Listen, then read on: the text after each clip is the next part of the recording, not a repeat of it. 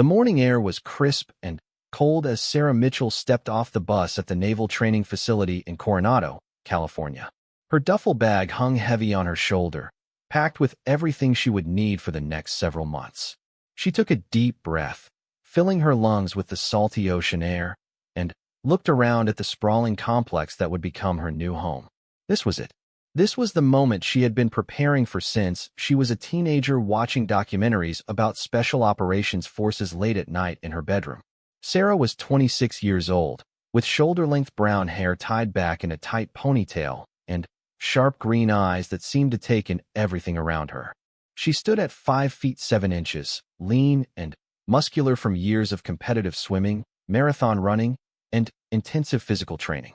But, despite her impressive credentials, she knew that what lay ahead would test her in ways she had never experienced before. She was one of only 3 women in a training class of 48 candidates attempting to earn their place among the most elite warriors in the world. The path to this moment had been long and difficult.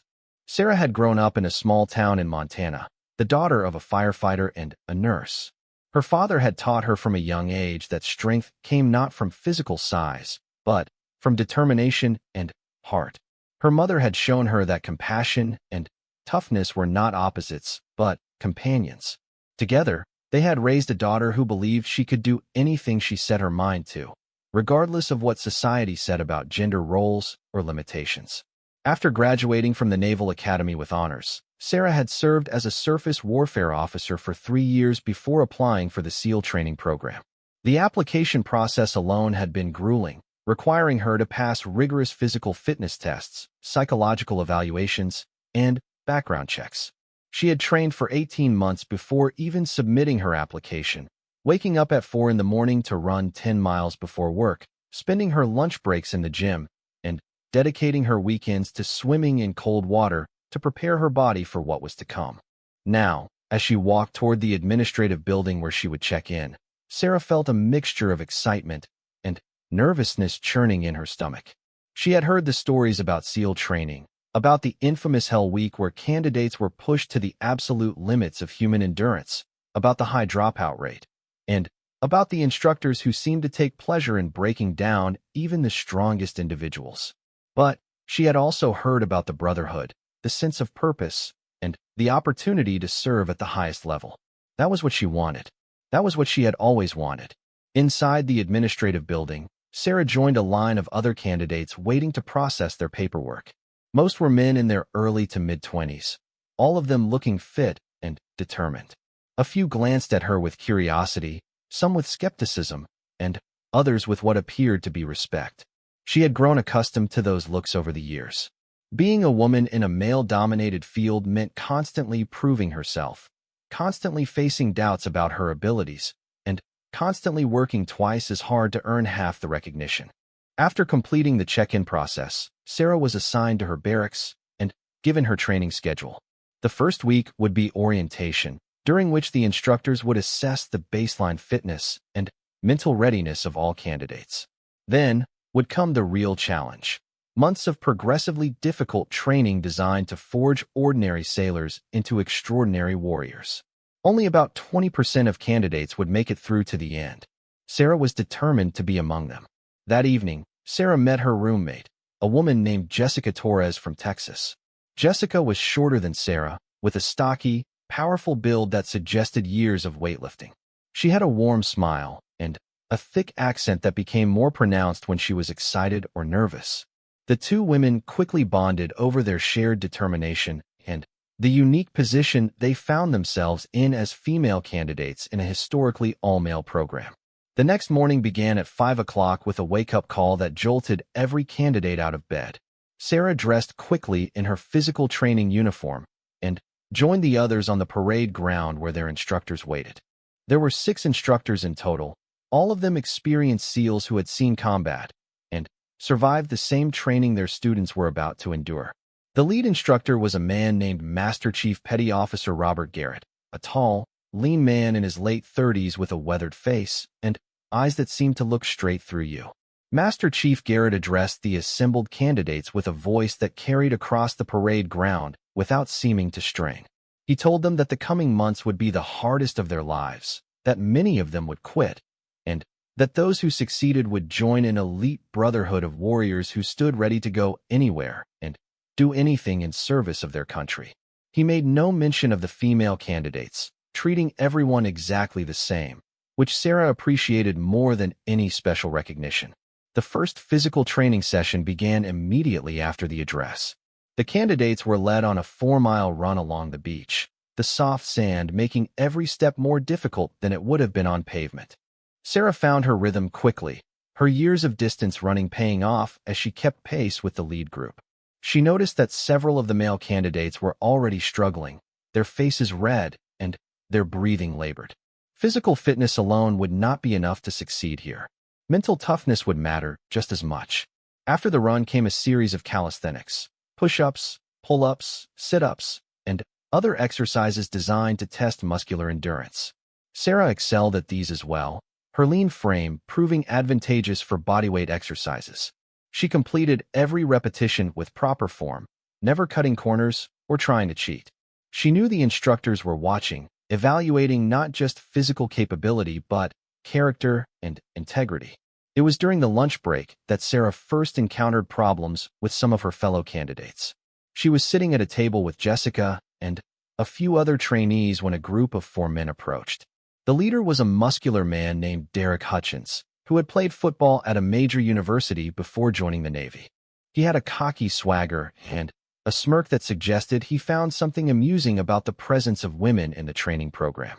Derek leaned against the table and looked directly at Sarah. He asked in a loud voice meant to carry to the surrounding tables whether she really thought she had what it took to become a SEAL, or if she was just there to make some kind of political statement. Before Sarah could respond, one of his friends chimed in, suggesting that women might be able to handle the physical training but would never have the mental toughness required for combat operations. Another added that having women in SEAL teams would compromise unit cohesion and put everyone at risk. Sarah felt anger rising in her chest, but she forced herself to remain calm. She had dealt with this kind of attitude before and knew that responding emotionally would only confirm their prejudices. Instead, she looked Derek in the eye and told him quietly but firmly that she was there for the same reason everyone else was, to earn her place among the best and to serve her country. She said that her performance would speak for itself and that she expected to be judged on her abilities, not her gender. Derek laughed and said something about physical standards being lowered to accommodate women, a common myth that Sarah had heard countless times despite it being factually incorrect. The standards for SEAL training had not been changed, and every candidate, regardless of gender, was required to meet the same benchmarks. But Derek and his friends seemed uninterested in facts. They were more interested in maintaining their belief that women did not belong in their elite club. Jessica spoke up then, her Texas accent thick with barely controlled anger. She told Derek and his friends that if they spent less time worrying about who was in the training program and more time focusing on their own performance, they might actually have a chance of making it through. The comment drew laughter from some of the other candidates sitting nearby, and Derek's face flushed red. He pushed away from the table and walked off with his friends, but not before shooting Sarah a look that promised this conversation was not over. That afternoon's training included water competency exercises in the pool. Candidates were required to demonstrate their swimming ability and comfort in the water, skills that would be essential for much of their future training. Sarah excelled in the pool, her years as a competitive swimmer evident in her efficient strokes and ease in the water. She completed every task quickly and correctly, impressing the instructors who watched from the pool deck. Derek, on the other hand, struggled with some of the swimming exercises. He was strong and powerful, but his muscular build made him less buoyant, and he lacked the technical skill that came from years of training in the water. Sarah noticed his frustration as he repeatedly failed to complete an underwater swim within the required time limit. She felt no satisfaction in his struggle, understanding that every candidate's success or failure reflected on the entire class. As the days passed, a pattern began to emerge. Sarah consistently performed at or near the top of the class in most physical activities. She excelled at running, swimming, and calisthenics. She was good at land navigation and showed strong tactical thinking during the classroom portions of training. But, despite her obvious abilities, Derek and his small group of friends continued to make dismissive comments and question her presence in the program. The tension came to a head one evening during a team-building exercise. The candidates had been divided into boat crews, teams of 7 people who would work together throughout training. Sarah's crew included Jessica, Derek, and 4 other men. The exercise required the crew to carry a heavy inflatable boat over their heads across soft sand for several miles. It was a test of teamwork, endurance, and mental toughness. Everything started well enough. The crew lifted the boat together and began moving down the beach. But, about halfway through the exercise, Derek began making pointed comments about the weight distribution, suggesting loudly that some members of the crew were not carrying their fair share. He never mentioned Sarah by name, but his glances in her direction made it clear who he was talking about. Sarah gritted her teeth and pushed harder, adjusting her position under the boat to take on more weight. Her shoulders burned and her legs trembled with fatigue, but she refused to show weakness. Jessica moved closer to her, offering quiet words of encouragement. The 2 women had become close friends over the past few days, finding strength in their shared experience and determination. One of the other men in the crew, a quiet guy named Marcus Chun from California, spoke up and told Derek to focus on his own effort instead of worrying about everyone else. Marcus had been friendly to Sarah from the beginning, treating her like any other candidate and judging her solely on her performance. His comments silenced Derek temporarily, but the damage to the crew's cohesion had been done. That night, back in the barracks, Sarah lay in her bunk staring at the ceiling.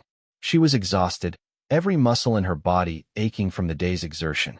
But, more than physical pain, she felt the weight of the constant skepticism and hostility from Derek and his friends. She knew that proving herself to everyone was impossible. There would always be people who believed women did not belong in combat roles, regardless of how much evidence suggested otherwise. Jessica climbed down from the top bunk and sat on the edge of Sarah's bed. She asked if Sarah was okay, and, for a moment, Sarah considered opening up about her frustrations. But she pushed the emotion aside and simply nodded. They both knew that showing doubt or vulnerability could be seen as confirmation that women were not cut out for this kind of training. The burden of representation was heavy, knowing that their success or failure would be viewed not just as individual outcomes, but as proof of what all women could or could not achieve. The weekend brought a brief respite from training. Candidates were given time to recover, do laundry, and prepare for the coming week. Sarah used the time to call her parents back in Montana. Her father answered, and she could hear the pride in his voice as he asked how training was going. She told him it was challenging, but that she was keeping up with the physical demands. She did not mention the social challenges, not wanting to worry him or give him any reason to doubt her decision. Her mother got on the phone and immediately sensed that something was bothering Sarah. With gentle questioning, she got her daughter to open up about the hostility from some of the male candidates. Her mother listened quietly and then reminded Sarah of something she had told her many times growing up. She said that pioneers always face resistance because they threaten the status quo. The first women to do anything, whether it was voting, working in certain professions, or serving in combat, all faced people who insisted it could not and should not be done. But those pioneers persevered, and their success made it possible for the next generation to follow. Sarah felt tears prickling at the corners of her eyes as she listened to her mother's words. She thanked her parents for their support and promised to call again the following weekend. After hanging up, she felt renewed determination.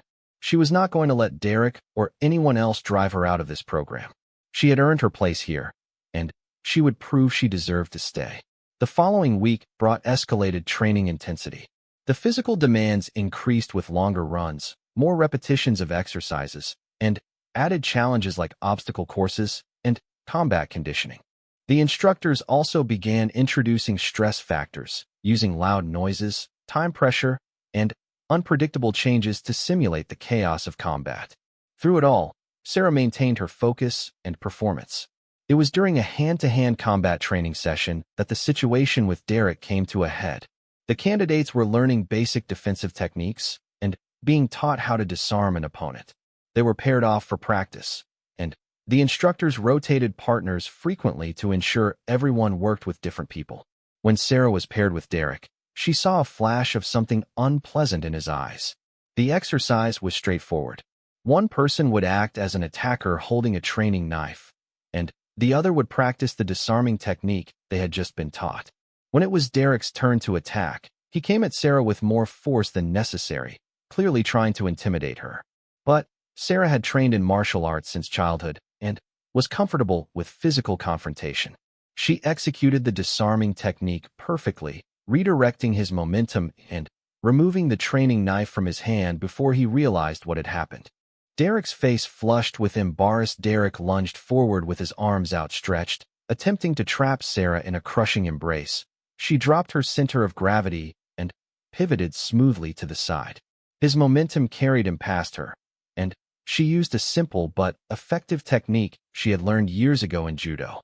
Her legs swept behind his ankle as her hands guided his upper body, and Derek found himself suddenly airborne before crashing hard onto the mat. The entire sequence took less than 2 seconds. The training area went silent. Every candidate and instructor had witnessed what just happened. Derek lay on his back, the wind knocked out of him, staring up at the ceiling with a mixture of shock and humiliation on his face. Sarah stepped back and extended her hand to help him up, maintaining the professional courtesy expected during training. Derek ignored her hand and rolled to his feet on his own, his jaw clenched tight. Senior Chief Williams walked over, his face stern. He called both Sarah and Derek to attention and asked what had happened. Sarah explained calmly that Derek had deviated from the training exercise and attempted an unauthorized move. Derek started to protest, claiming he was just testing her readiness for unexpected situations. But the senior chief cut him off sharply. Williams had been watching the entire exchange and knew exactly what had occurred. The senior chief addressed the assembled candidates, using the incident as a teaching moment. He explained that discipline and following protocols were essential to special operations. Going rogue during training exercises was not creative thinking. It was dangerous and unprofessional. He praised Sarah for her controlled response and her adherence to proper technique. Then, he assigned Derek extra physical training as punishment for violating training protocols. After the session ended, several candidates approached Sarah to congratulate her on the smooth takedown. Marcus Chin gave her a fist bump and said that Derek had needed to be humbled. Even some of the men who had been neutral toward her seemed to view her with new respect. But Sarah knew this was only one small victory. She still had months of training ahead, and she suspected that Derek would not forget this embarrassment easily. That evening, Jessica was thrilled about what had happened.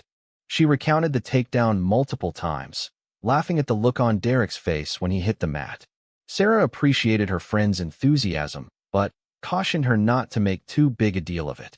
The last thing Sarah wanted was to be seen as someone who enjoyed showing up her fellow candidates. She was there to become a SEAL, not to prove a point about gender politics. The next few days passed without incident. Derek kept his distance from Sarah, though she occasionally caught him watching her with an unreadable expression. His friends also seemed more subdued, no longer making loud comments about women in the program. Sarah focused on her training, continuing to perform well in all areas while building stronger relationships with other candidates who respected her abilities. The first major test came at the end of the 4th week, a timed ocean swim in cold water. Candidates were required to swim 2 miles in the Pacific Ocean wearing full gear, including boots and uniforms. The water temperature was in the mid-50s, cold enough to sap strength and create the risk of hypothermia. This was a preview of the cold water exposure that would become a constant feature of their training.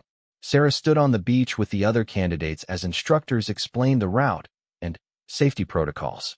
She could feel her heart rate increasing, not from fear, but from anticipation. This was the kind of challenge she had trained for.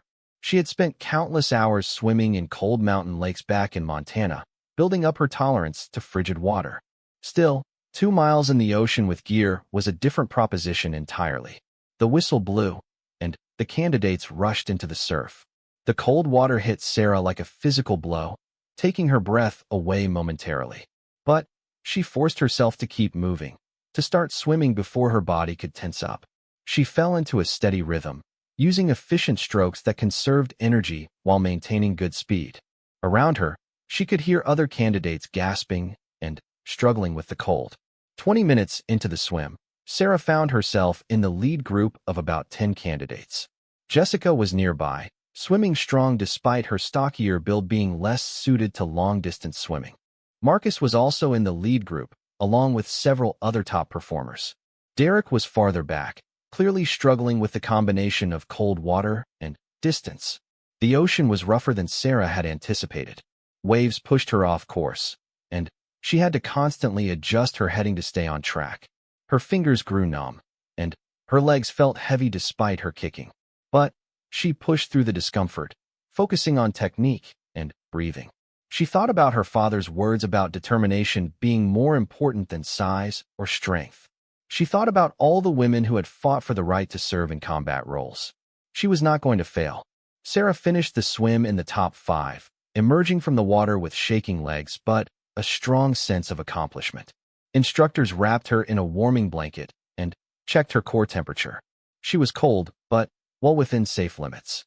As other candidates finished, she watched them stumble onto the beach, their faces showing the toll the swim had taken. Jessica came in about 3 minutes after Sarah, grinning despite her chattering teeth. They hugged briefly, sharing the moment of triumph. Derek finished nearly 10 minutes after Sarah, his face pale and his movements sluggish. Instructors immediately surrounded him, concerned about possible hypothermia. He was taken to the medical tent for evaluation, and Sarah felt a pang of concern despite their antagonistic relationship. She did not wish him harm. She just wanted to be treated fairly. That night, word spread through the barracks that 3 candidates had dropped out of the program following the ocean swim. The physical demands combined with the mental stress were proving too much for some. The class that had started with 48 candidates was now down to 45. Master Chief Garrett addressed the remaining candidates, reminding them that this was only the beginning. The real tests were still to come. As training continued into the second month, the pace and intensity increased dramatically.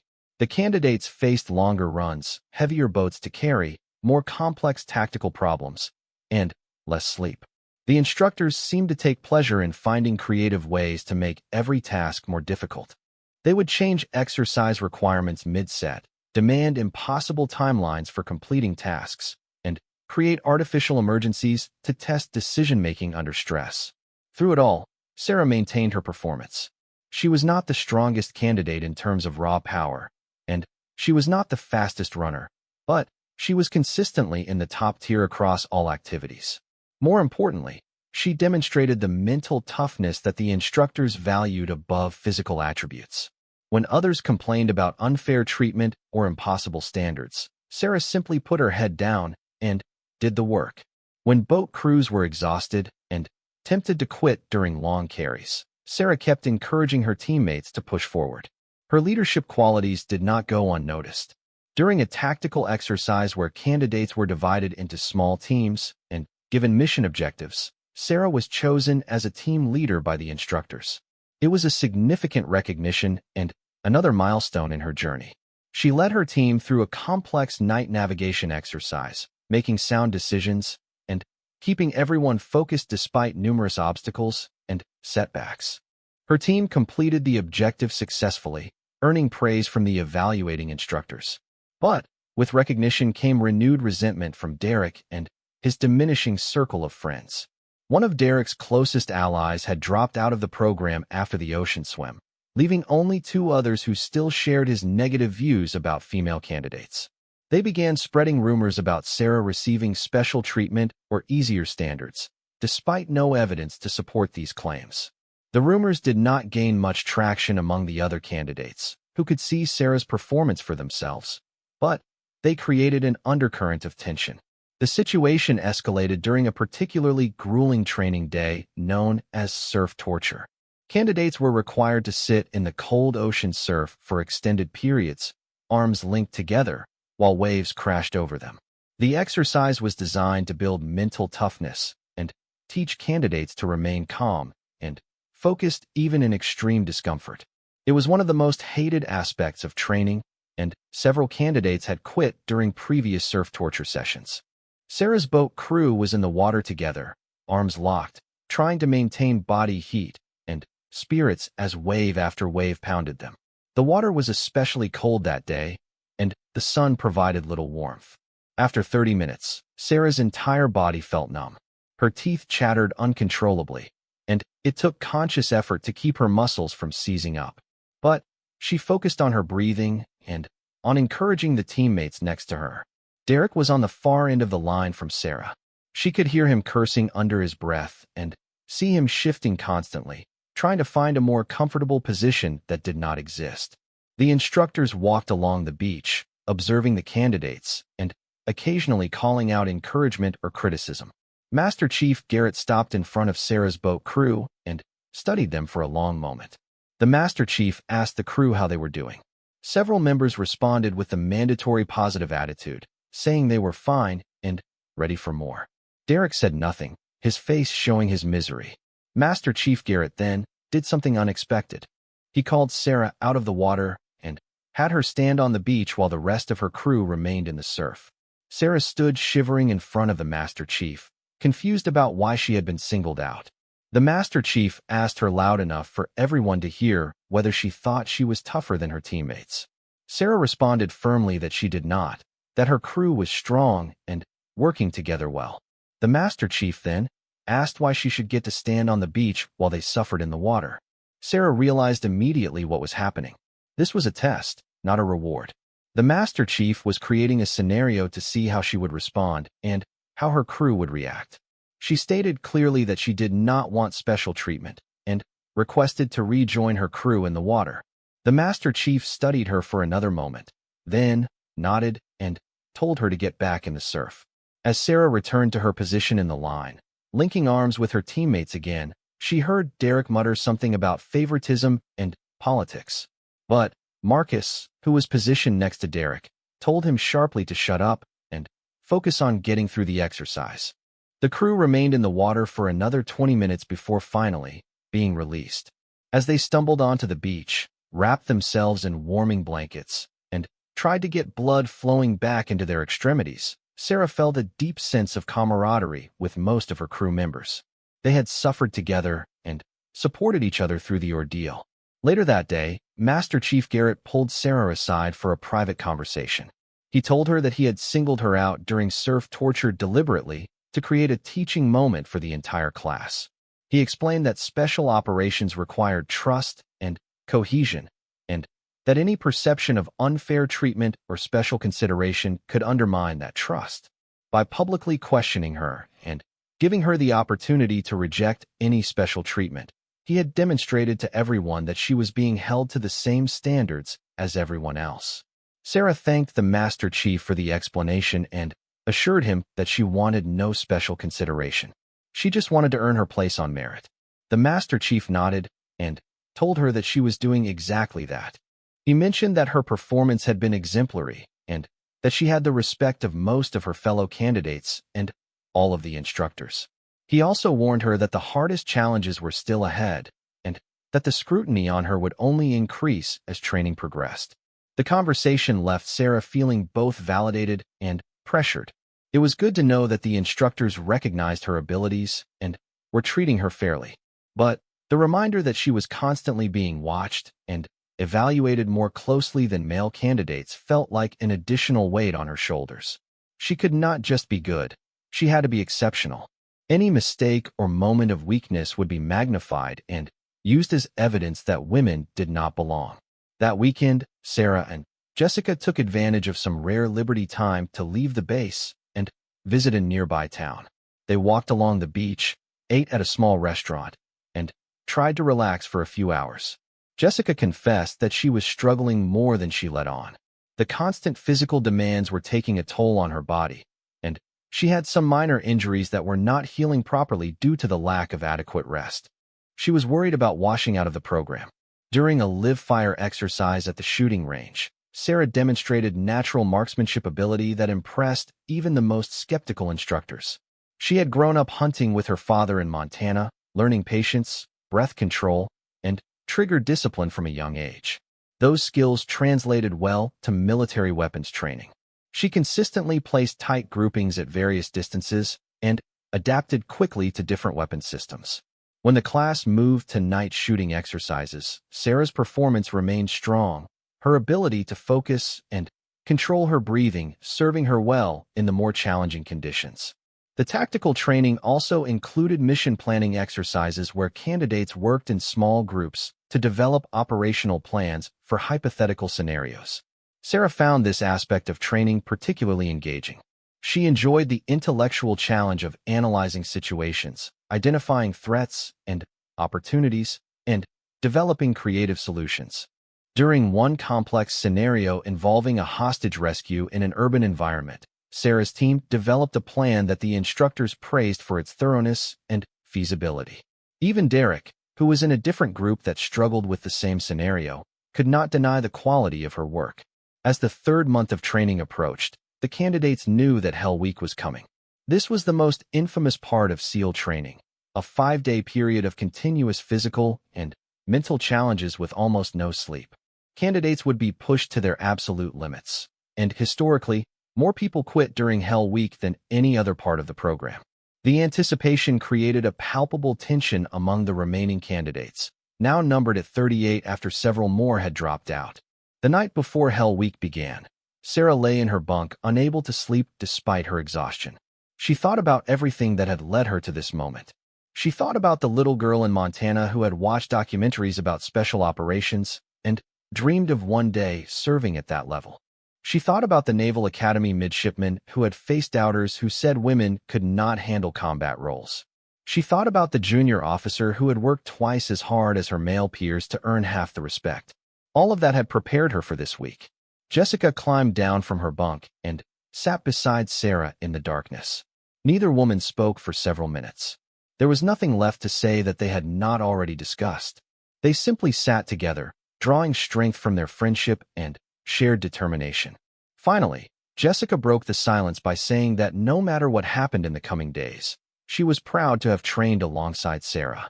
Sarah returned the sentiment, and they both tried to get a few hours of sleep before the chaos began. Hell Week started on Sunday night with a simulated explosion and the sound of gunfire. Candidates were roused from their barracks and immediately began a series of physical challenges that would continue almost non-stop for the next 5 days. They ran, they swam, they carried boats, they did calisthenics until their muscles screamed in protest. Instructors created artificial emergencies and crisis situations designed to test decision-making under extreme stress and fatigue. The cold water exposure increased, and candidates spent hours in the ocean until their core temperatures dropped to concerning levels. By Monday afternoon, Sarah felt like she was moving through a dream. Her body ached everywhere, and keeping her eyes open required conscious effort. The lack of sleep distorted her perception of time. Minutes felt like hours, and she lost track of how long she had been in the water or carrying the boat or running down the beach. But she kept moving, kept following instructions, kept encouraging her boat crew teammates. Jessica was struggling, her smaller stature making some of the physical challenges more difficult, but she refused to quit. Derek was having an even harder time. His larger muscle mass, which had been an advantage in some training exercises, became a liability during Hell Week. Bigger muscles required more oxygen and energy, and they felt the effects of fatigue more intensely. Sarah saw him stumbling during runs, his movements becoming sloppy during exercises. Part of her felt satisfaction at seeing him struggle, but a larger part felt only concern for a fellow candidate who was fighting his own battle to survive this ordeal. On Tuesday night, during a particularly brutal session of boat carries and surf torture, Derek collapsed. One moment he was running down the beach with his boat crew, and the next he was on the ground, his legs simply giving out beneath him. Medical personnel rushed to his side while instructors ordered the rest of the candidates to continue the exercise. Sarah saw Derek being loaded onto a stretcher and carried away, and she wondered if he would ring the bell, the symbolic action of quitting the program. The bell sat prominently displayed outside the instructor's office, a brass bell that candidates could ring 3 times to end their participation in training. Once someone rang the bell, they were done, removed from the program, and sent back to the regular Navy. Throughout Hell Week, The sound of the bell rang out repeatedly as candidate after candidate reached their breaking point and chose to quit. Each time Sarah heard it, she felt a mixture of sympathy for the person who had decided to leave and renewed determination not to let herself ring it. By Wednesday, Sarah was operating on pure will. Her body had moved beyond pain into a state of numbness where she simply existed and reacted to instructions. She had been awake for more than 60 hours with only brief moments of rest that could not really be called sleep. Her hands were raw and bleeding from rope burns and constant friction. Her legs trembled with every step. But she kept moving because the alternative was unacceptable. During a nighttime navigation exercise on Wednesday night, Sarah's boat crew got lost in the darkness. They had been given coordinates and told to reach a specific point on the beach within a time limit. But exhaustion and darkness conspired against them, and they ended up a quarter-mile off target. When they finally reached the correct location, they were the last crew to arrive, meaning additional physical training as punishment for their failure. As the crew was doing extra push-ups and burpees on the beach, Sarah heard one of her teammates start to cry. It was a sound of pure desperation, the sound of someone who had reached their limit and could not go on.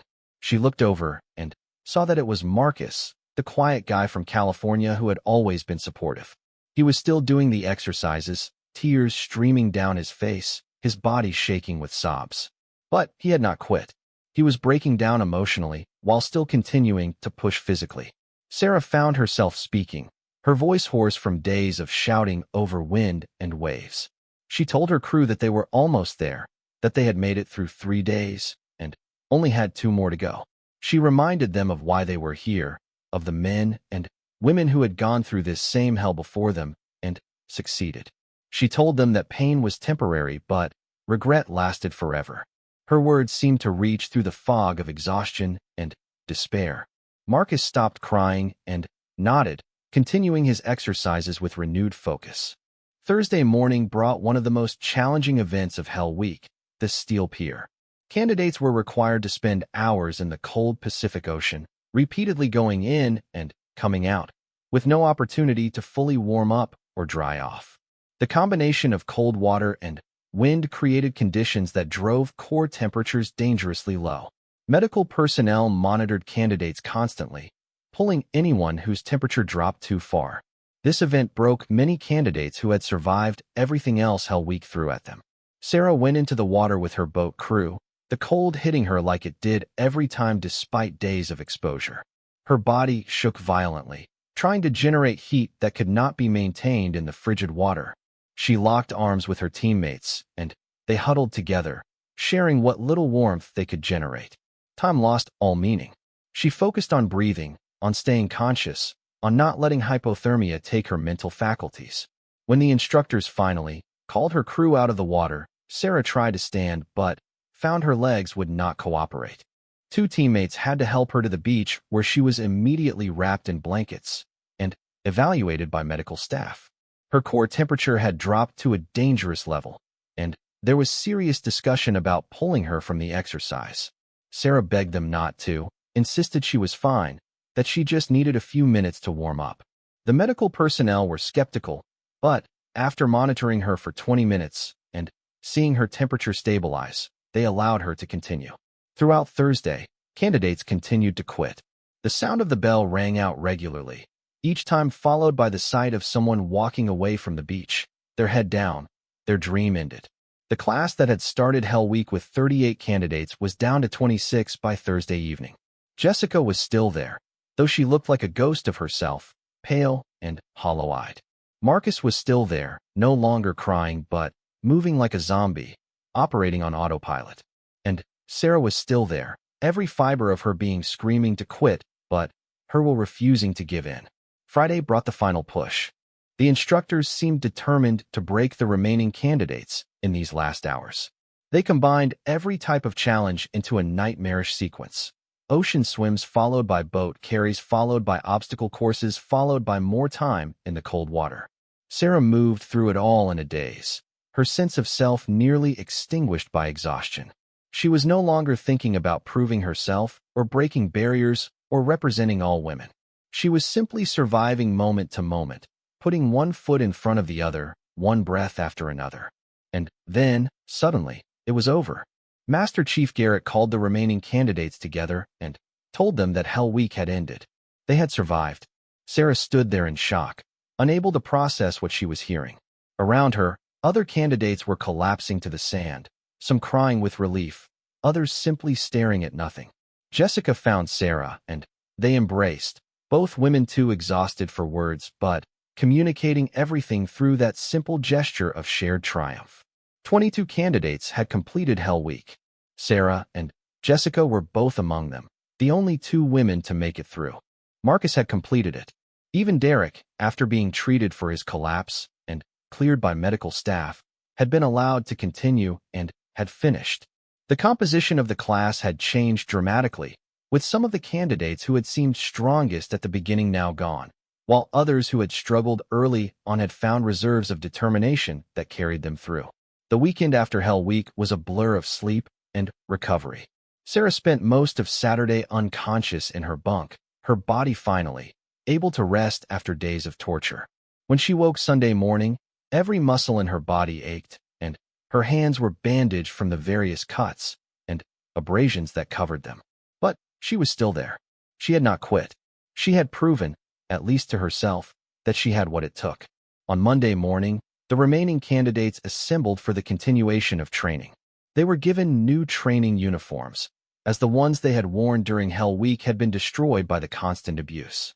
Master Chief Garrett addressed the survivors, telling them that completing Hell Week meant they had demonstrated the fundamental qualities required of special operations personnel: physical toughness, mental resilience, teamwork, and the refusal to quit even when everything in them wanted to. But he also warned them that training was far from over. The next several months would teach them the specialized skills they would need as SEALs, and not everyone would make it to graduation. The atmosphere among the candidates had changed after Hell Week.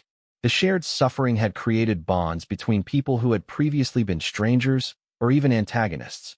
The constant competition and jockeying for position that had characterized the first months of training gave way to genuine camaraderie and mutual respect. Even Derek seemed different. He approached Sarah during a break in training and asked if they could talk. The conversation was awkward at first. Derek struggled to find words, clearly uncomfortable with what he needed to say. Finally, he admitted that he had been wrong about Sarah and about women in special operations generally. He said that watching her and Jessica survive Hell Week while some of the biggest and strongest male candidates quit had forced him to reconsider his assumptions.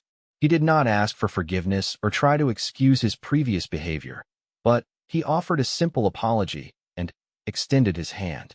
Sarah looked at Derek for a long moment, considering her response. Part of her wanted to tell him exactly how much his hostility had hurt, how many times he had made an already difficult situation worse, how his attitude represented everything wrong with closed-minded thinking. But another part of her recognized that people can grow and change, and that holding on to anger would only hurt herself. She shook his hand and told him she appreciated his apology. She suggested they both focus on finishing training and becoming the best SEALs they could be. The months following Hell Week brought a different kind of challenge. The physical demands remained intense, but candidates also had to master a huge array of technical skills: diving, parachuting, advanced weapons systems, demolitions, small boat operations, and tactical medicine, among many others. Sarah found herself energized by the diversity of training. She loved learning new skills and proved to be a quick study in most areas. The weapons training phase introduced Sarah to a variety of firearms and weapons systems beyond what she had used in basic marksmanship training. She learned to operate machine guns, grenade launchers, sniper rifles, and even heavy weapons like mortars. The instructors emphasized not just how to shoot these weapons, but how to maintain them, troubleshoot problems, and employ them tactically. Sarah appreciated the comprehensive approach, understanding that in combat situations, a SEAL might need to use any weapon available, not just their preferred primary firearm. Demolitions training was both fascinating and terrifying. Learning to work with explosives required absolute precision and focus, as mistakes could be fatal. Sarah studied the chemistry and physics of various explosive materials, learned to calculate charge sizes for different objectives, and practiced placing and detonating charges in controlled environments. She found the mathematical and scientific aspects of the training engaging, applying the engineering knowledge she had gained at the Naval Academy. During a practical exercise where her team had to breach a simulated building using explosive charges, Sarah's calculations were perfect, and the breach was executed flawlessly. Throughout this phase of training, the class continued to shrink. A few candidates were injured during training and had to be dropped from the program, either temporarily or permanently, depending on the severity of their injuries. Others struggled with specific skill areas and were unable to meet the required standards even with remedial training. By the time the class reached the final phase of training, only 18 candidates remained from the original 48 who had started. Jessica was still there, though she had suffered a stress fracture in her foot that had required several weeks of limited training and medical treatment. The injury had set her back, and she had to repeat certain portions of training with a later class. But she had refused to quit, working with medical staff and physical therapists to heal while maintaining her conditioning. Sarah was immensely proud of her friend's determination and made sure to support her during the difficult recovery period. Marcus had developed into one of the top candidates in the class. His quiet demeanor hid a fierce competitiveness and natural aptitude for special operations work. He and Sarah often found themselves working together on team exercises and had developed a strong professional relationship based on mutual respect and complementary skills. Derek had also continued in the program, and while he would never be best friends with Sarah, they had developed a working relationship based on professionalism and shared goals. The final phase of training was called San Clemente Island Training, conducted on a small island off the coast of California. This phase integrated all the skills the candidates had learned over the previous months into realistic mission scenarios. Candidates operated in small teams, conducting simulated reconnaissance missions, direct action raids, and other special operations. The training was as close to real combat as possible without actually being in combat, complete with role players acting as enemy forces and elaborate scenarios that could change without warning. During one-night mission, Sarah's team was tasked with conducting reconnaissance on a simulated enemy compound and gathering intelligence without being detected. The team consisted of Sarah, Marcus, Derek, and 2 other candidates named Tom and James. Sarah was chosen as the team leader for this mission, a responsibility she took seriously as she knew the instructors would be evaluating not just the mission's success, but her leadership under realistic conditions. The team inserted via small boat, landing on the island's rocky shore in darkness. They moved inland carefully, using night vision equipment and hand signals to communicate.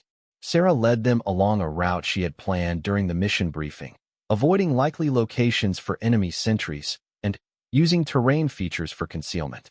The team moved slowly and deliberately, understanding that speed was less important than stealth for this type of mission.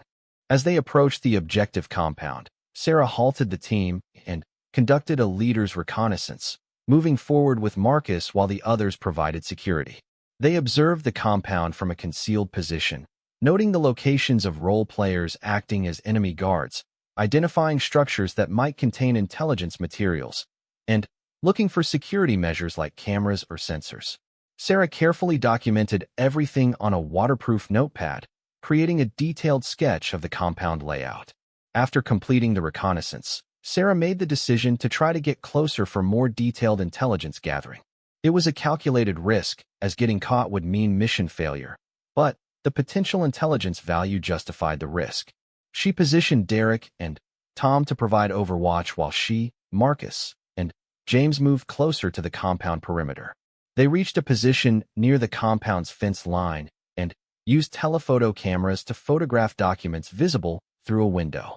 The role players playing enemy forces never detected their presence. The extraction went smoothly, and the team returned to their base location to debrief. The instructors who had been monitoring the mission praised Sarah's leadership, noting her careful planning, sound tactical decisions, and effective use of her team's capabilities. The mission was scored as a complete success.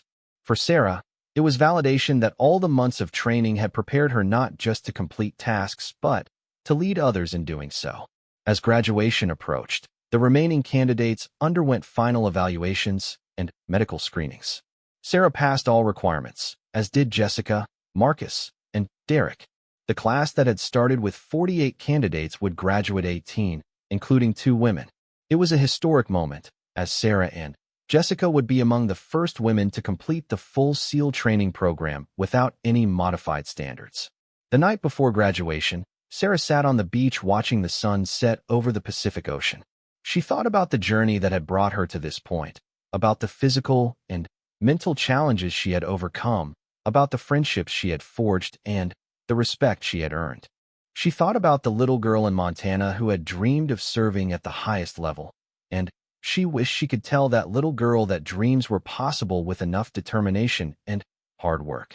Jessica joined her on the beach, and the 2 women sat in comfortable silence for a while. Finally, Jessica spoke, saying that she had never imagined how difficult the training would be, but also that she had never been more proud of anything in her life. Sarah agreed, adding that they had not just proven themselves capable, they had helped open doors for other women who would come after them. The weight of that responsibility had been heavy at times, but it was also a privilege. The graduation ceremony was held on a perfect California morning, with blue skies and gentle ocean breezes. Family members and distinguished guests filled the stands while the 18 graduating candidates stood in formation wearing their dress uniforms. Sarah's parents had flown in from Montana, and she could see her father's proud smile from across the ceremony area.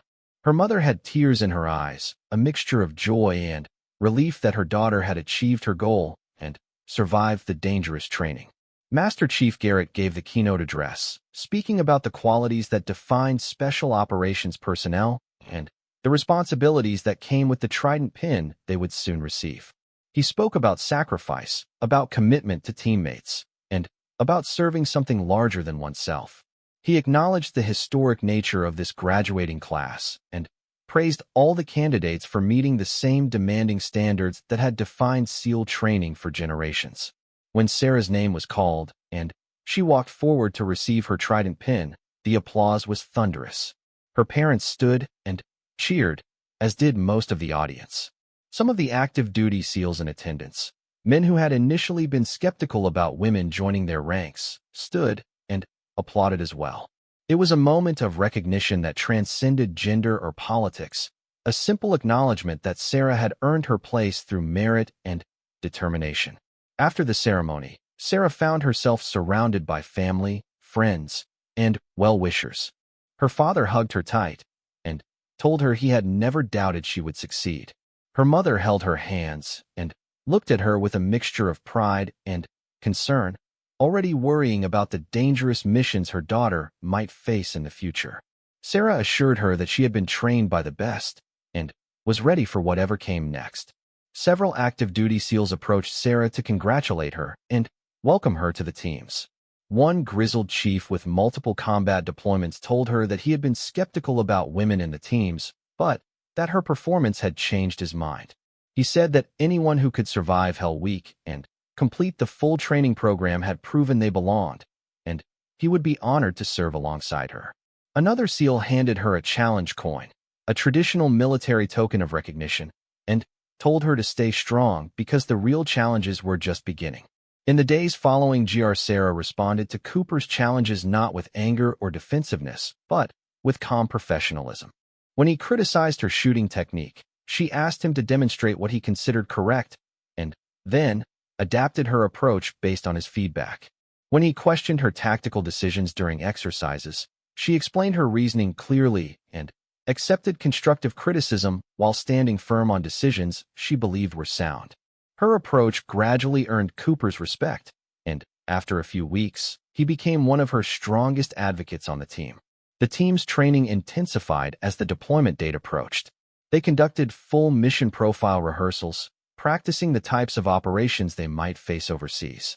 Sarah participated in everything from direct action raids to hostage rescue scenarios to maritime interdiction operations. She continued to perform well, drawing on her training and learning from her more experienced teammates. The team chief noted her progress in regular evaluation reports, describing her as a capable operator who was developing into a solid team member. 3 months after joining the team, Sarah deployed overseas for the first time. The location was classified, but the mission involved supporting counterterrorism operations in a region with active militant networks. This was what she had trained for, the opportunity to actually make a difference and conduct real operations against real enemies. The excitement was tempered by nervousness and the sobering knowledge that mistakes in combat had consequences far more serious than anything in training. The first few weeks of deployment involved mostly preparation and intelligence gathering. The team established themselves at their forward operating base, coordinated with other military and intelligence units, and studied the areas where they would be operating. Sarah threw herself into the work, volunteering for additional duty shifts, and spending her limited free time studying maps and intelligence reports. She wanted to be as prepared as possible when they finally received their first mission tasking. That first mission came on a humid night 3 weeks into the deployment.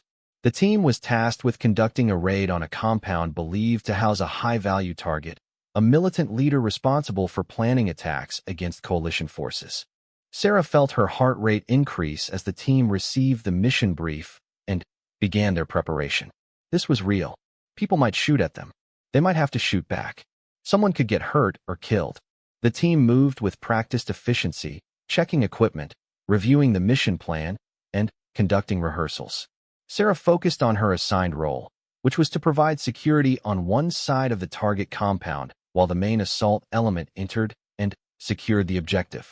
She checked and rechecked her weapon, ensured her communications equipment was functioning, and mentally rehearsed her actions for various contingencies.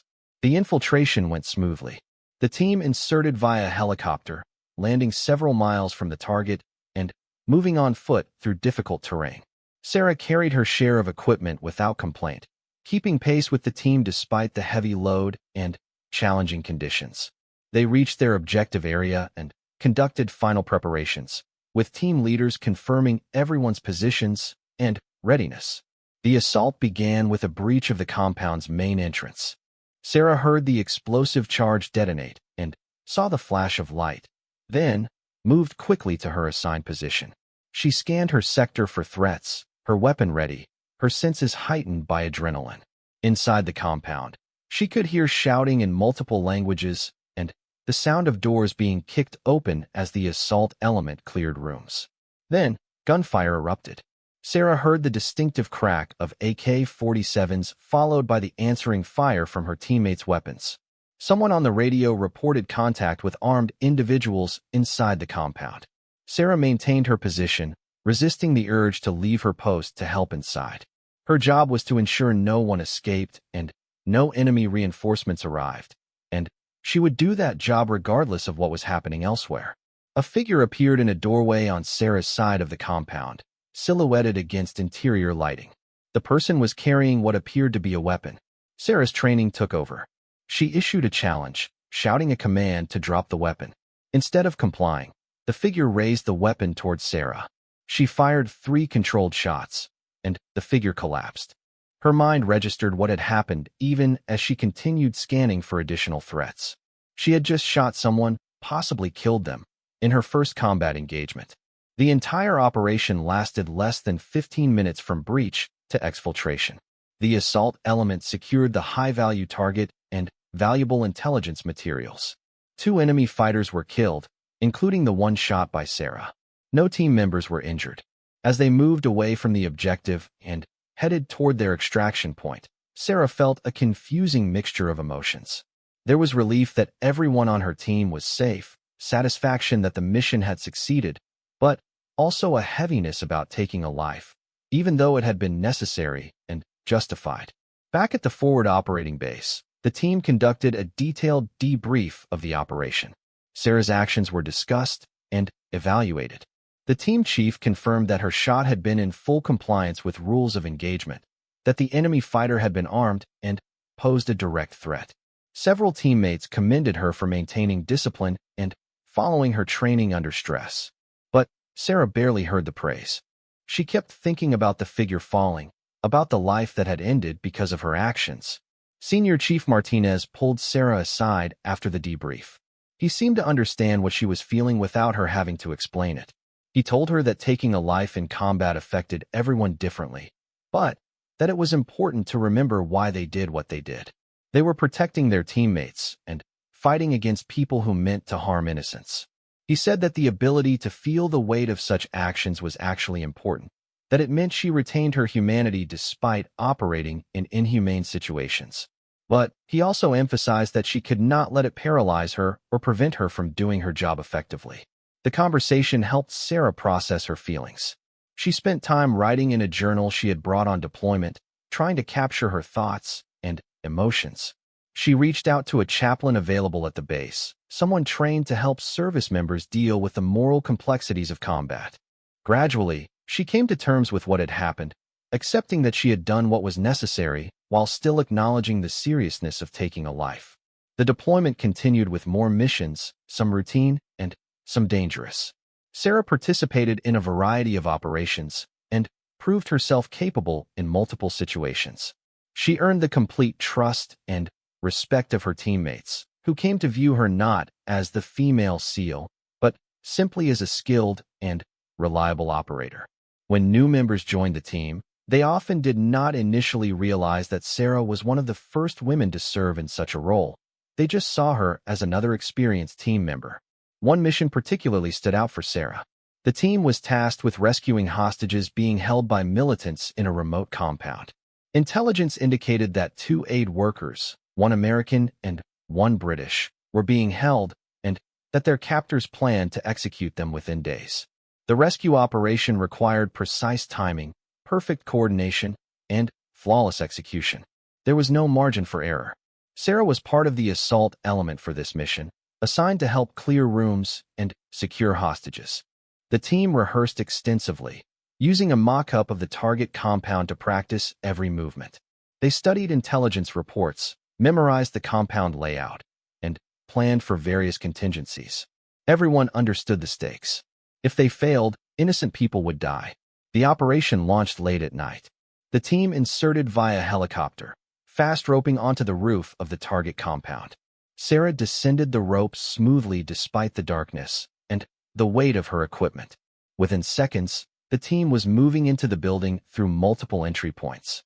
The speed and violence of action were essential to prevent the hostage-takers from harming their prisoners. Sarah moved through the compound as part of a 3-person element clearing the structure's 2nd floor. They moved with practiced efficiency, using hand signals and coordinated movements to check each room. In the 3rd room they cleared, Sarah found one of the hostages, a woman in her 30s who was bound and blindfolded. Sarah quickly secured the room, then moved to the hostage, identifying herself as an American service member and explaining that they were there to rescue her. The woman was terrified and disoriented, but Sarah's calm and reassuring manner helped steady her. Sarah carefully removed the blindfold and cut the restraints binding the woman's hands. She conducted a quick medical check to ensure the hostage was not seriously injured, then turned her over to a teammate assigned to move hostages to the extraction point. All of this happened in less than a minute, with Sarah's training allowing her to work quickly while still being thorough and caring. The 2nd hostage was found by another element of the team, and both were successfully evacuated from the compound. 3 hostile individuals were killed during the operation, and 1 was captured. The entire mission from infiltration to exfiltration took 23 minutes. It was a textbook special operations rescue, the kind that would be studied in military schools as an example of how to conduct such operations. During the flight back to base, Sarah sat near the female hostage she had found. The woman was wrapped in a blanket, drinking water, and slowly coming out of shock. She looked at Sarah and asked how long she had been doing this kind of work. Sarah replied that she was relatively new to operational teams, but had trained extensively for these situations. The woman then asked if Sarah was scared during the operation. Sarah considered the question before answering honestly. She said that yes, she had been scared, that fear was a natural response to dangerous situations. But she had trained to function despite fear, to focus on the mission and on protecting her teammates, and the people they were rescuing. The woman nodded and said that she had been praying someone would come, and that Sarah's arrival had literally been an answer to her prayers. The comment moved Sarah deeply, reminding her of why she had chosen this career path in the first place. The hostage rescue operation earned the team recognition from senior commanders. Sarah was personally commended for her performance, with her calm handling of the hostage being specifically noted. But more meaningful than official recognition was the respect she had earned from her teammates. She was now a fully integrated and valued member of the team, someone whose capabilities were proven and whose judgment was trusted. The deployment lasted 6 months in total. During that time, Sarah participated in dozens of operations and missions. She experienced the full range of special operations work, from the intense danger of direct action missions to the patient surveillance of reconnaissance operations. She learned that being a SEAL was not just about physical toughness or tactical skills, but about mental resilience, adaptability, and the ability to make sound decisions under extreme stress. When the team finally returned home, Sarah felt both relief and a sense of accomplishment. She had proven herself in actual combat operations, not just training exercises. She had faced real dangers and handled them professionally. She had saved lives and taken lives when necessary.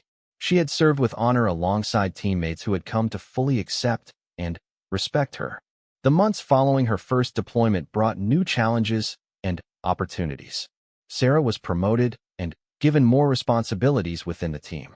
She began mentoring newer team members, passing on lessons she had learned. She also became involved in efforts to support and mentor women going through SEAL training, understanding from personal experience how valuable such mentorship could be. Jessica had completed SEAL training and joined a different team, and the two women stayed in touch, comparing experiences and supporting each other through the unique challenges they faced. Other women had entered the training pipeline, inspired by the success of the first female graduates. The path was still difficult, and not everyone who attempted it succeeded, but the door was now firmly open. Derek had also continued his career, serving with distinction on his own team. He and Sarah occasionally crossed paths at conferences or training events, and their relationship had evolved into genuine mutual respect. He sometimes spoke publicly about how his views had changed through his experience training alongside capable female candidates, and he became an advocate for judging people based on performance rather than preconceived notions about gender. Several years into her career as a SEAL, Sarah was asked to speak at the Naval Academy graduation ceremony. She stood before hundreds of midshipmen who were about to receive their commissions as Navy officers, and she shared her story. She talked about the challenges she had faced, both the physical demands of training and the social obstacles of being a pioneer in a male-dominated field. She discussed the importance of determination, resilience, and refusal to accept artificial limitations. But more than talking about her own experiences, Sarah emphasized the importance of judging people as individuals rather than making assumptions based on gender, race, or other characteristics. She told the midshipmen that the military was strongest when it drew on the talents of all qualified individuals, and that true equality meant holding everyone to the same high standards while recognizing that different people might bring different strengths to the mission. After the ceremony, dozens of midshipmen approached Sarah to ask questions and express their appreciation for her talk. Several young women told her that her example had inspired them to pursue their own ambitious goals in the military. A few young men told her that her story had challenged their assumptions and made them think differently about capability and potential. Sarah realized that her impact extended beyond her operational accomplishments to influencing how the next generation thought about service and opportunity. Sarah's career continued to progress. She completed multiple deployments, participated in countless operations, and earned numerous awards and commendations. She was eventually selected for a leadership position, becoming one of the first women to serve in a SEAL team leadership role. The selection was based entirely on merit, on her demonstrated performance and leadership capabilities, which was exactly how she had always wanted to be evaluated. In her leadership role, Sarah worked to create an environment where all team members could succeed based on their abilities. She mentored both male and female operators, sharing lessons from her extensive experience. She worked to maintain the high standards that had always defined SEAL teams while ensuring that those standards were applied fairly and consistently to everyone. She also worked to address some of the cultural issues that had made her early career more difficult than necessary, helping to create a more professional environment where capability mattered more than gender. Looking back on her journey from that first day stepping off the bus at the Coronado training facility to her current position as an experienced SEAL leader, Sarah felt profound gratitude and satisfaction. The path had been harder than she could have imagined, requiring every ounce of physical strength, mental toughness, and emotional resilience she possessed. There had been moments when quitting seemed like the rational choice, when the obstacles seemed insurmountable, and when the weight of representation felt crushing. But she had persevered, supported by family, friends like Jessica, and eventually teammates who came to respect and value her. She had proven that gender was not a valid limitation on capability, that women could meet the same demanding standards as men when given the opportunity. She had opened doors for others to follow, making the path slightly easier for the next generation, while understanding that each person would still need to prove themselves individually. Sarah also understood that her work was not finished. There would always be new challenges, both operational and social. There would always be skeptics who doubted women's place in special operations, though their numbers decreased as more women succeeded and proved their capabilities. There would always be the need to balance being a role model with being an individual operator focused on the mission. But on quiet evenings when she had time to reflect, Sarah thought about that little girl in Montana who had watched documentaries and dreamed impossible dreams. She thought about the teenage athlete who had pushed herself to excel despite people telling her she could not. She thought about the Naval Academy midshipman who had faced doubters. And she smiled, knowing that she had not just achieved her dreams but had helped make similar dreams achievable for countless others who would come after her. The journey from that intimidating moment at the training facility, through Hell Week, through combat deployments, to leadership positions had transformed Sarah in ways she could not have anticipated. She had discovered reserves of strength she did not know she possessed. She had learned that true toughness came from the mind and spirit, not just physical capability. She had experienced the profound bonds that formed between people who faced extreme challenges together. And she had learned that breaking barriers was about more than personal achievement. It was about expanding possibilities for everyone. As Sarah continued serving, training new operators, leading missions, and mentoring the next generation, she carried with her the lessons of that first intimidating encounter during training and the decisive moment when she had disarmed not just a hostile candidate, but decades of assumptions about what women could achieve. Her story was not about being a woman in a male-dominated field. It was about being an exceptional operator who happened to be female, someone who earned respect through capability, determination, and character. And that, ultimately, was exactly the legacy she wanted to leave. Graduation, Sarah received orders to her first SEAL team. She would be joining a team on the West Coast that was preparing for an upcoming deployment. The thought of finally putting her training to use in real operations was both exciting and sobering. She knew that training, no matter how realistic, was still training. Real combat brought dangers and stresses that could not be fully replicated in controlled environments. Before reporting to her new team, Sarah took a week of leave to visit her family in Montana. It felt strange to be back in her small hometown after everything she had experienced. Nothing had changed in the town, but she felt fundamentally different. She went hiking in the mountains with her father, and they talked about her future. He reminded her to stay true to herself, to never compromise her values, and to always look out for her teammates. Her mother organized a small gathering with extended family and friends who had known Sarah since childhood. People wanted to hear about her training experience, though Sarah found it difficult to put into words what she had gone through. How could she explain Hell Week to someone who had never experienced that level of physical and mental challenge? How could she describe the bond formed between people who had suffered together and refused to quit? She did her best to share some stories, carefully avoiding classified information or details that might upset her mother.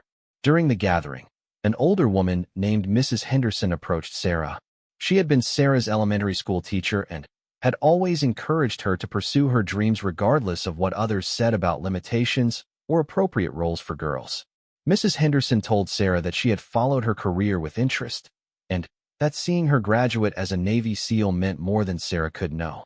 She said that young girls in the town now had a real example of what was possible with determination and courage. The conversation reminded Sarah that her accomplishments had significance beyond her personal achievement. Whether she liked it or not, she was a role model and symbol. Her success or failure would be seen as representative of all women's potential in combat roles. It was an unfair burden, but it was also reality. She resolved to carry that responsibility with grace and to mentor other women who followed in her footsteps. When Sarah reported to her new team, she was greeted with a mixture of curiosity and reserved welcome. The team had known a woman would be joining them, and word of Sarah's performance in training had preceded her. But she was still an unknown quantity in terms of how she would fit into their established dynamics and whether she could perform in actual operations. Sarah understood that she would need to prove herself all over again, though hopefully with less overt hostility than she had faced in training. The team chief, a senior chief petty officer named Martinez, conducted an initial meeting with Sarah. He was direct and professional, explaining the team's operational tempo, their training schedule, and the upcoming deployment timeline. He told Sarah that he expected excellence from everyone on the team regardless of gender, rank, or background. He said that she would be given every opportunity to prove herself, but also that she would need to earn the trust and confidence of her teammates through her actions and performance. Over the following weeks, Sarah integrated into the team's training cycle. They conducted exercises ranging from close-quarters combat drills to full mission rehearsals. She worked hard to learn the team's procedures and build relationships with her teammates. Some were openly friendly and welcoming, happy to have someone who had proven themselves in training. Others were more reserved, waiting to see how she would perform before forming opinions. One teammate in particular seemed determined to test Sarah. His name was Petty Officer First Class Ryan Cooper, a veteran of multiple combat deployments with a reputation for being hard on new team members. He pushed Sarah constantly during training, criticizing her technique, questioning her decisions, and generally making life difficult. Sarah recognized the behavior as a form of hazing common in elite military units, where new members were tested to see if they had the resilience and confidence to stand up for themselves. The diving phase was particularly demanding. Candidates learned to use various types of diving equipment, including closed-circuit rebreathers that allowed them to swim underwater without creating bubbles that might give away their position. The training involved long underwater swims, diving in challenging conditions, and dealing with equipment problems while submerged. Sarah's comfort in the water again served her well, and she completed all diving qualifications without major issues. Parachute training brought a different kind of thrill. Sarah had never jumped out of an airplane before and was nervous before her first static line jump. But once she was in the air, falling toward the earth with the ground rushing up to meet her, she felt an exhilaration that rivaled anything else in training. She became proficient in both static line and free fall jumping, learning to control her body in the air and land safely in various conditions, including water landings. Sarah encouraged her friend, reminding her of how far they had both come and how many candidates had already quit. But she also understood Jessica's concerns. The training was designed to break people down, and even the toughest individuals had moments of doubt. Sarah admitted that she too had days when she wondered if she could continue, when the combination of physical exhaustion, mental stress, and social pressure felt overwhelming. The two women made a pact that evening. They would support each other through the rest of training, no matter what. They would celebrate each other's successes and help each other through failures. They would not let anyone, whether hostile candidates or well-meaning people who underestimated them, drive them out of the program. They were in this together, and they would either succeed together or fail together. The pact proved valuable in the coming weeks as training intensity continued to increase. The class moved into more advanced tactical training, learning skills like close-quarters combat, advanced weapons handling, and small unit tactics. These were areas where Sarah initially felt less confident, as she had less prior experience than some male candidates who came from infantry or special operations backgrounds. But she applied herself with characteristic determination, staying late after training sessions to practice and seeking advice from instructors and experienced candidates. Harassment and anger. He reset for another attempt, this time coming at her even harder. Again, Sarah disarmed him smoothly. The instructor watching them, a senior chief named Williams, called out praise for Sarah's technique. This only seemed to infuriate Derek further. On the third attempt, Derek abandoned the training exercise entirely. Instead of attacking with the knife as instructed, he tried to grab Sarah in a bear hug, apparently attempting to prove his superior strength by physically dominating her. It was a dangerous and foolish move that violated all the safety protocols of the training exercise. Sarah reacted instinctively,